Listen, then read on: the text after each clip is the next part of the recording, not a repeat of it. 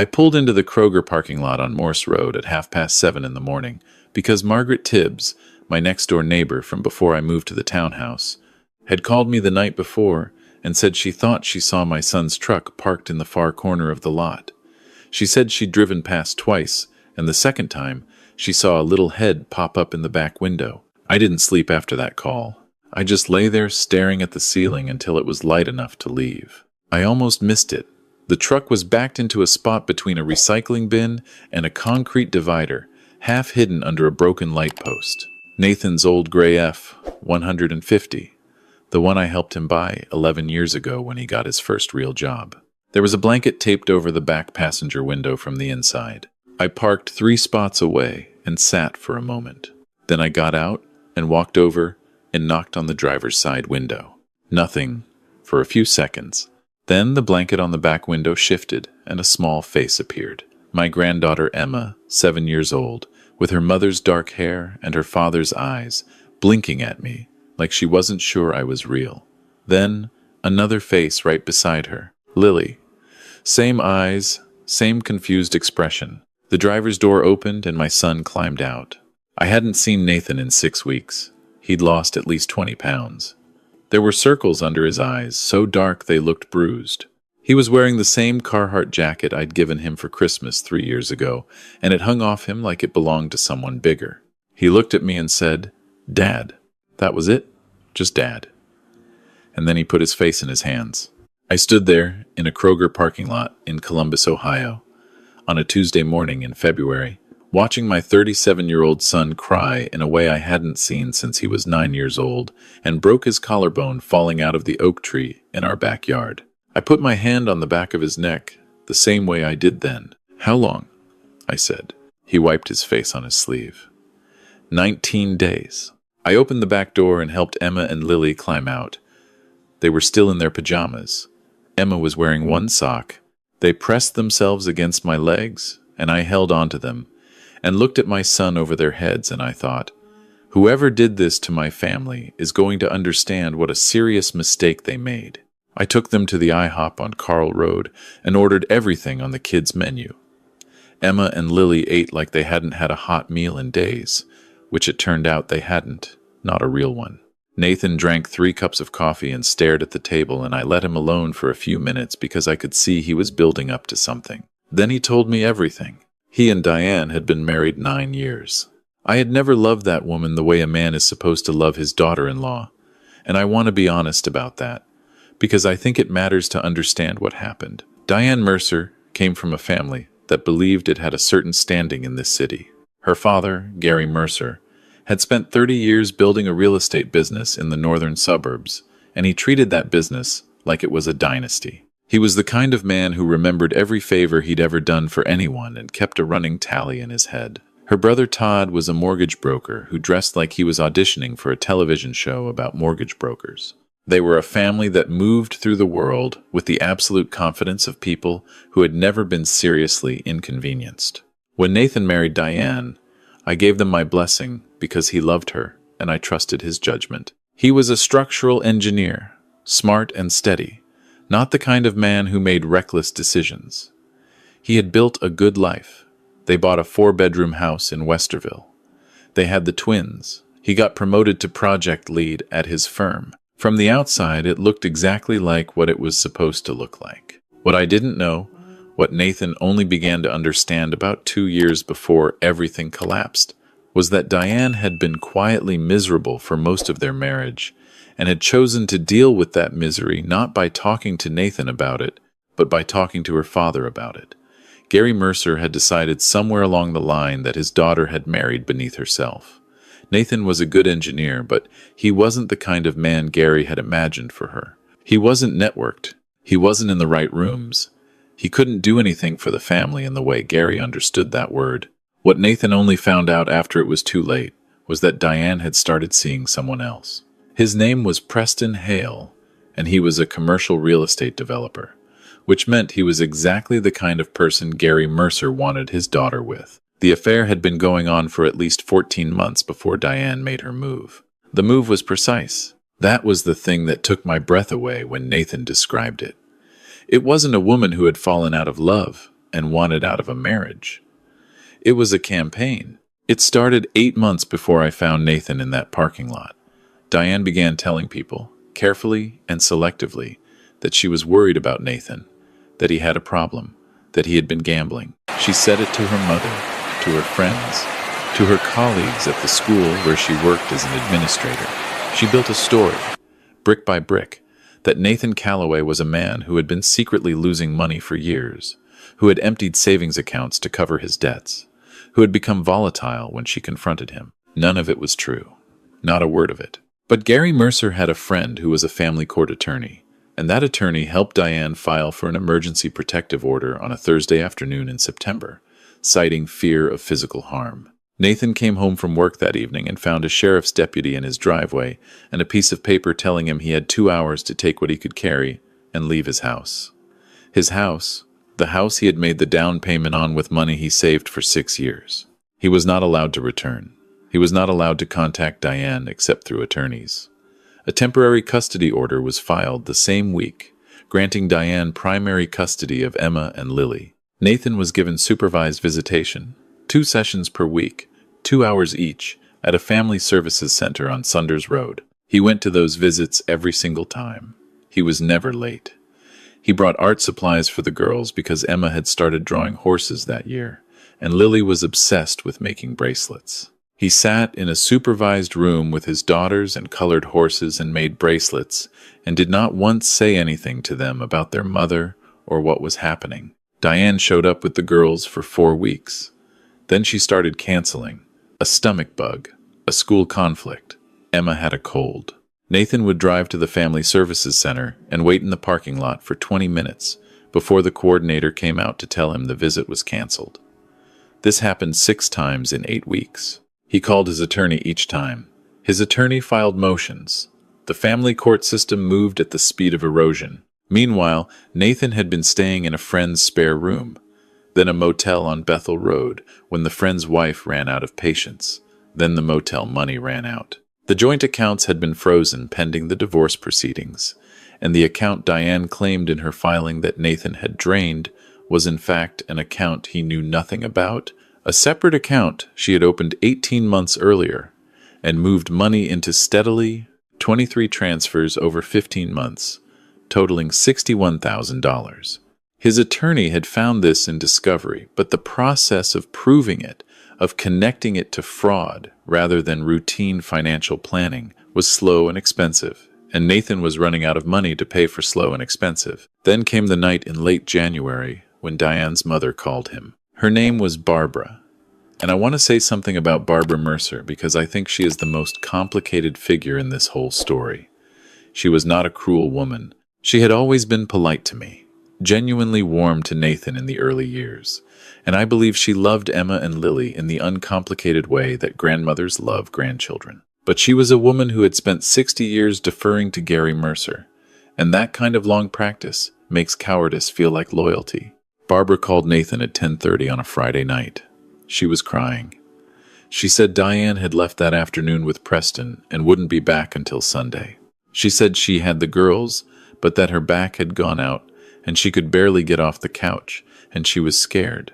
She said, "Please, Nathan, I can't do this tonight. Please just come and get them." He drove to the Mercer house in Dublin in 22 minutes. Barbara met him at the door. She handed him a bag with some of the girls' clothes and their stuffed animals. Emma was asleep on her feet, and Lily was crying quietly because she didn't understand what was happening. Barbara said, "I'm sorry, Nathan. I'm so sorry." He believed she meant it. He took the girls. He knew it was legally complicated. His attorney had explained the order clearly. Primary custody with Diane, Nathan's access limited to the supervised sessions. Taking the girls without Diane's explicit consent was a violation of the temporary custody order, even if Barbara had asked him to. He knew this. He thought about it for the entire drive back. But he also thought about Emma being asleep on her feet and Lily crying and a 68-year-old woman alone with a bad back who was clearly being used as a babysitter so that her daughter could spend the weekend with the man she'd been betraying her husband with for over a year. He took them to the motel that he could no longer afford. He checked out the next morning and put what was left on his credit card, which was close to its limit.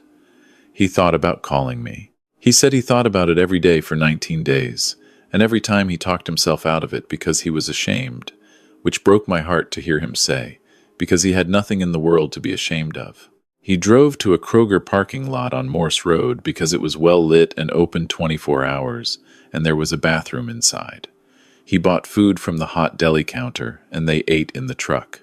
He put the girls to bed in the back seat with every blanket he owned. He slept in the front seat. 19 days. I listened to all of this. I did not interrupt. When he finished, I sat quietly for a moment, watching Emma carefully separate her pancake into exactly equal halves, which she had done since she was 3 years old, an act of such profound and ordinary normalcy that it made my throat tighten. Then I said, "Do you still have Barbara's number in your phone?" He looked at me. "Yeah, call her. Tell her the girls are safe and they're with me. Do it now, before she calls Diane. I put some cash on the table. Then we're going to my place. Everyone is going to shower and sleep in a real bed, and tomorrow morning, you and I are going to sit down and figure out exactly what we're dealing with." He stared at me.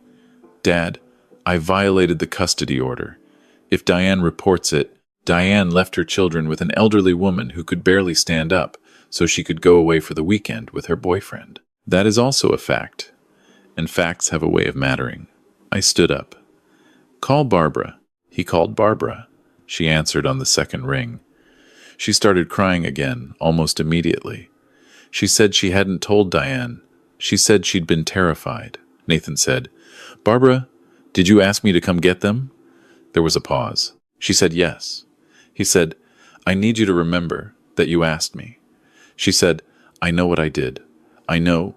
I took everyone to my house. I made up the guest bedroom for the girls, and they slept for 11 hours. Nathan slept on my couch, and I sat in the kitchen and drank coffee and thought. My name is Frank Calloway, and I am 64 years old. I spent 31 years running a construction and contracting business in Central Ohio. I built that business from a truck and a tool belt to a company with 62 employees. I sold it 3 years ago when my knees decided they'd had enough of job sites, and I sold it for enough that I have not had to worry about money since. I am not a wealthy man by any standard that would impress Gary Mercer, but I have resources, and I have patience, and I have a very clear memory of every piece of advice anyone has ever tried to give me about when to fight and when to walk away. I have never once in my life walked away from anything that mattered. The next morning, I called a family law attorney named Carol Whitfield. I had used her firm 2 years earlier during a contract dispute, and she had impressed me as someone who prepared better than anyone else in the room and never once raised her voice. I explained the situation to her assistant, and Carol called me back within the hour. We met in her office on Polaris Parkway 2 days later, Nathan and I together. Carol listened to everything without taking notes, which I had learned was her habit, and then she asked Nathan a series of questions that were so precise they felt almost surgical. She asked about the accounts, the transfers, the timeline of the protective order, the pattern of missed visitation sessions, the phone call from Barbara. When Nathan finished, she leaned back and said, "The custody violation is a problem, but it's a manageable problem given the circumstances, especially if Barbara Mercer is willing to provide a statement confirming she asked you to take the children. What I'm more interested in is the protective order itself, because everything downstream of that, the custody arrangement, the account freeze, the narrative about your finances, all of it flows from those initial claims Diane made to get that order." She looked at Nathan. "You said she told people you had a gambling problem for months before she filed, and there's no truth to that. I've never gambled in my life. My father can tell you. I'll need more than your father. I'll need financial records going back 3 years, complete banking history, credit reports, everything that shows your actual financial behavior. If she built a false narrative and used it to obtain a legal order, that matters." She paused. "Tell me about Preston Hale." Nathan knew the name, but not much else. Carol said she would have a private investigator establish a documented timeline of the relationship, which was relevant both to the divorce proceedings and to the question of whether Diane had made material misrepresentations to the court. She also said something that I wrote down, because I wanted to remember it exactly. A protective order obtained through fabrication is not just a divorce tactic. Depending on what we find, it could constitute fraud on the court. That changes this from a contested divorce into something considerably more serious for the people who helped construct that story. I looked at Nathan. He was sitting up straighter than he had in weeks. We went to work. Carol's investigator was a former Columbus police detective named Harris, who wore the same blue windbreaker every time I saw him and moved through the world with the absolute absence of urgency that I recognized as the mark of someone who was very good at their job. He found Preston Hale in 4 days. He documented the relationship going back 16 months through cell records, hotel receipts, and the social media activity of Hale's assistant, who had an unfortunate habit of posting background details in her Instagram stories. He established that the relationship had been active and ongoing during the entire period when Diane was telling people Nathan was unstable. The financial investigation took longer and was more revealing. The $61,000 was only the beginning. Carol's forensic accountant found that Diane had also taken out a home equity line of credit against the Westerville house using documents that bore Nathan's signature. Nathan had never signed those documents. He had never applied for that line of credit. He had never known it existed. Someone had forged his signature, and the home equity line had been opened 9 months before the divorce filing, well before any formal legal proceedings, which meant it was not a marital asset dispute. It was fraud. The forensic accountant also found that 6 months before Diane filed the protective order, large transfers had been made from Nathan's personal account to an LLC registered in the name of Todd Mercer, Diane's brother. These were the transfers Diane had used as evidence of Nathan's gambling losses. The transfers had been made from Nathan's account, but Nathan had not made them. Someone with access to his banking credentials, his login, his security questions, had made them. Someone in his house. Someone who knew his passwords. Carol called me when the accountant finished the preliminary report. She said, "Frank, this was not a marriage that fell apart. This was a coordinated plan." I already knew that. I had known it since the morning in the parking lot. But hearing it confirmed by a financial forensic expert and a former police detective gave it a weight that would matter in court. Carol filed an emergency motion to modify the custody arrangement based on newly discovered evidence of fraud and financial misconduct. She filed a separate motion for Nathan to have unsupervised, temporary residential custody pending the full hearing, supported by a declaration from Barbara Mercer confirming that she had asked Nathan to take the children and that Diane had left them in her care for an extended period without consent. Barbara had agreed to provide that declaration. She had come to my house one evening to give it, and she had sat at my kitchen table and signed the paper with her hands shaking, and when she finished, she looked at Nathan and said, "I should have said something sooner. I know that." Nathan told her it was all right. I was not sure it was all right, but I understood why he said it. The morning of the emergency custody hearing, I drove Nathan to the courthouse, and I sat behind him in the gallery. Diane was there with her attorney, a man named Philip, who looked like he spent a lot of time on golf courses and not quite enough time preparing. Gary Mercer sat in the back row in a suit that cost more than most people's monthly rent, and he looked at me when I sat down with the kind of steady, measuring look that men like him use to signal that they are not concerned. I looked back at him for a long moment, and then I looked away, because I had nothing to prove to Gary Mercer, and I knew it. Carol stood up and spoke for 22 minutes. She was not dramatic about it. She was methodical and specific, and she put documents in front of the judge one at a time like she was laying cards on a table. The forged home equity signature, the account transfers to Todd Mercer's LLC, the documented pattern of Diane canceling visitation sessions, the timeline of the affair, Barbara's declaration, Harris's report. Diane's attorney objected several times.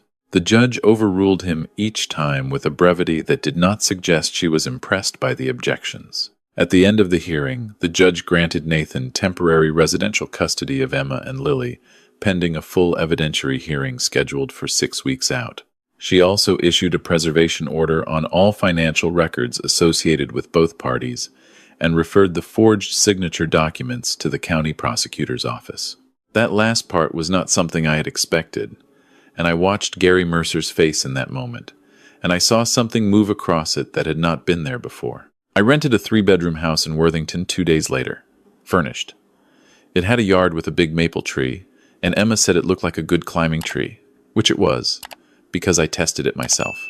I enrolled the girls in the elementary school 4 blocks away, using the notarized temporary custody order. Their first morning, Emma brought her horse drawings to show her new teacher, and Lily wore every bracelet she owned on her left arm, which came to 14. The full evidentiary hearing took place 6 weeks later and lasted 2 days. Nathan did not have to say much. Carol did most of the talking, and what she had to say was supported by 47 exhibits and 3 expert witnesses, including the forensic accountant, a digital forensics specialist who had analyzed the banking access records, and a handwriting expert who testified that the signature on the home equity application was inconsistent with Nathan's known signature samples in 11 measurable ways. Diane's attorney cross-examined each witness. None of the cross-examinations went well for his client. What came out during those 2 days was this. The plan had been Diane's idea, but Gary Mercer had been its architect. He had introduced Diane to Philip, the attorney, not as a divorce lawyer but as an advisor, 9 months before the protective order was filed. Todd Mercer had set up the LLC specifically to receive the transfers from Nathan's account. The transfers had been made using a device registered to Diane's work email address. The home equity application had been prepared by a notary who turned out to be a longtime business associate of Gary's, a man who was, by the time the hearing happened, already being separately investigated by the county prosecutor. The protective order had been obtained based on written declarations from Diane, from Gary Mercer, and from 2 of Diane's friends who stated they had witnessed Nathan behaving erratically and that Diane had confided in them about his gambling. Carol called one of those friends to the stand and asked her a series of very specific questions about dates and locations of what she claimed to have witnessed. The friend's answers were vague and inconsistent. When Carol put a document in front of her showing that on one of the dates she claimed to have witnessed Nathan's erratic behavior, Nathan had been at a work conference in Cincinnati with 43 colleagues. The friend looked at the document for a long time and then said she might be misremembering the date. The judge's ruling came 3 weeks after the hearing ended.